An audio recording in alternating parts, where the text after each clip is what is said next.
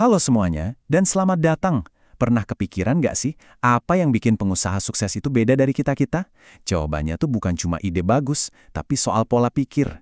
Pola pikir yang berani buat mendobrak aturan. Nah, di sini kita akan bedah pola pikir itu jadi langkah-langkah praktis yang bisa langsung Anda coba hari ini juga. Yuk kita mulai. 1,5 miliar dolar. Wow, gede banget ya angkanya. Sekarang coba bayangin deh, kira-kira apa ya yang dibutuhin seorang guru desain grafis buat ngebangun sesuatu dari nol sampai nilainya sebesar ini? Ini dia cerita keren dari Linda Weinman. Jadi, di tahun 1995, dia itu bukan CEO atau lulusan sekolah bisnis top. Dia itu guru yang cuma pengen bikin website buat main-main aja, buat nyoba-nyoba alat desain digital baru. Ternyata proyek iseng itu malah berkembang jadi lynda.com yang akhirnya dibeli sama LinkedIn. Perjalanan dia ini contoh sempurna dari pengusaha kontra konvensional. Orang yang bangun kerajaan bukan karena ngikutin rencana bisnis, tapi karena ngikutin rasa penasarannya. Nah, ini dia nih, kuncinya. Kata John Mullins, sukses sebagai pengusaha itu bukan soal ngikutin buku panduan perusahaan, tapi justru soal mendobraknya dengan beberapa pola pikir yang spesifik. Dan seringnya, pola pikir ini tuh kebalikannya dari apa yang diajarin di sekolah-sekolah bisnis. Oke, jadi gimana caranya kita bisa mulai mikir kayak gitu? Semuanya dimulai dari langkah pertama yang paling dasar, geser fokus Anda.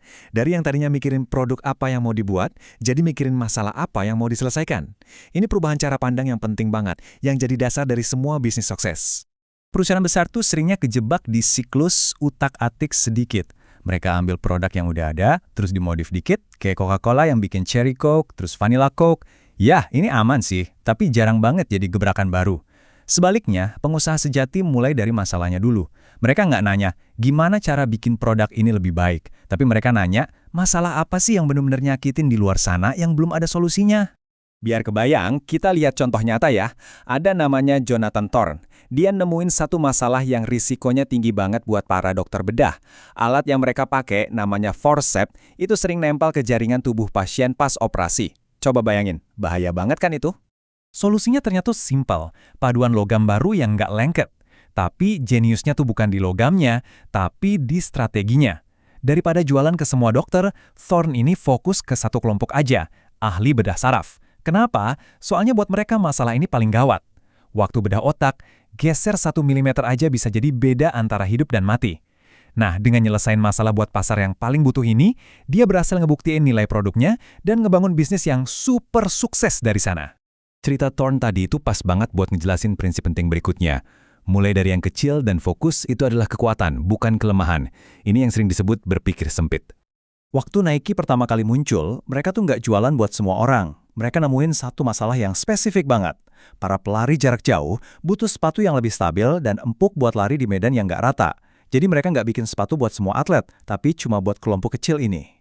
Dengan benar-benar jadi jagoan di pasar yang kecil ini, Nike ngebangun reputasi sebagai yang terbaik. Nah, reputasi inilah yang jadi pijakan mereka buat merambah ke tenis, terus basket, dan akhirnya jadi raksasa global kayak sekarang.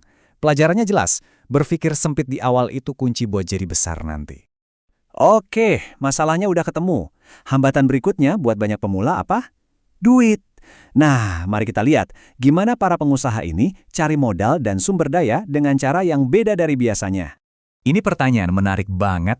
Kita semua tahu Tesla sekarang segede apa, tapi pernah mikir nggak gimana caranya mereka danain mimpi besar mereka di awal-awal, padahal produknya aja belum ada? Jawabannya, mereka berhasil ngumpulin 10 juta dolar. Tunai, di muka. Gila kan? 10 juta dolar.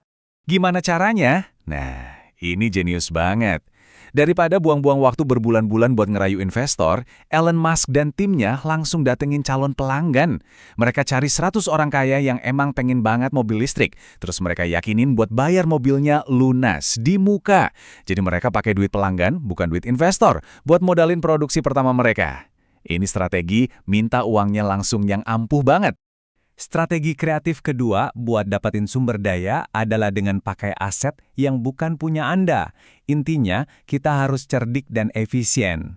Coba lihat, cerita Go Ape bisnis petualangan di puncak pohon dari Inggris. Mereka butuh pohon dan lahan kan? Tapi daripada beli, mereka malah kerjasama dengan Komisi Kehutanan. Jadi mereka pinjem pohonnya, lahannya, bahkan tempat parkirnya. Mereka berhasil bangun bisnis gede dengan modal awal yang minim banget, cuma dengan manfaatin aset milik orang lain. Oke, jadi masalah udah dipecahin, sumber daya udah diamankan. Langkah selanjutnya adalah soal eksekusi. Harus berani, dan yang paling penting, harus cepat. Dengerin deh cerita keren dari Arnold Correa di Brasil. Perusahaannya ini jagonya manajemen acara. Terus suatu hari, ada klien datang dengan permintaan aneh. Bisa nggak bikinin jaringan TV satelit? Padahal si Korea ini nggak tahu apa-apa soal satelit. Reaksi normalnya pasti bilang nggak bisa. Tapi pola pikir pengusaha itu beda. Jawabannya, ya kami bisa. Dia ambil risikonya, bilang sanggup dulu, baru habis itu puter otak cari cara buat mewujudkannya. Dan berhasil. Nah, ini bedanya. Di perusahaan gede, mau ngapa-ngapain itu sering terhambat birokrasi. Harus minta izin dulu, kelamaan. Pengusaha, mereka seringnya pakai pola pikir, kerjain dulu, minta maaf belakangan. Coba pikirin deh gimana Uber mulai. Mereka kan nggak minta izin dulu ke semua kota. Mereka langsung luncurin aja layanannya. Urusan belakang ya dihadapi nanti. Kecepatan dan keberanian bertindak itu modal utama mereka. Setelah kita lihat semua contoh tadi, sekarang kita balik lagi fokusnya ke Anda. Gimana caranya Anda bisa menerapkan semua ini secara nyata? Coba deh sekarang ambil waktu sejenak buat jujur sama diri sendiri. Dari semua pola pikir yang kita bahas, fokus ke masalah, berpikir sempit, cari sumber daya secara kreatif, dan bertindak cepat. Mana nih yang kira-kira udah jadi kebiasaan Anda? Mungkin Anda jago banget lihat masalah, tapi suka ragu-ragu buat bertindak. Poin pentingnya adalah, ini semua tuh bukan bakat dari lahir. Ini adalah keahlian yang bisa dipelajari. Jadi pertanyaan berikutnya, dari yang belum Anda kuasai, mana yang mau Anda latih dan kembangkan selanjutnya? Soalnya, kekuatan ide-ide ini bakal berlipat ganda kalau kita bagi-bagi. Coba bayangin kalau seluruh tim Anda mulai mikir dengan cara seperti ini. Pikirkan gimana caranya Anda bisa menanamkan 1 atau 2 pola pikir ini di tempat kerja Anda buat mencahin masalah dengan cara yang baru. Dan ini pemikiran terakhir buat Anda. Sekarang juga, coba pikirin satu tantangan spesifik yang lagi Anda hadapi. Entah itu di kerjaan, proyek sampingan, atau hidup Anda. Terus tanya ke diri sendiri, gimana kalau saya coba pakai salah satu pola pikir tadi buat ngadepin tantangan ini? Gimana kalau Anda berhenti mencoba melakukan semuanya sekaligus dan mulai berpikir sempit? Gimana kalau Anda meminjam solusi daripada bikin dari nol? Atau gimana kalau Anda berhenti kebanyakan analisis dan langsung kerjakan saja? Seringkali, solusi yang Anda cari itu sebetulnya udah ada di depan mata, cuma nunggu pola pikir yang tepat buat membukanya. Terima kasih sudah menyimak.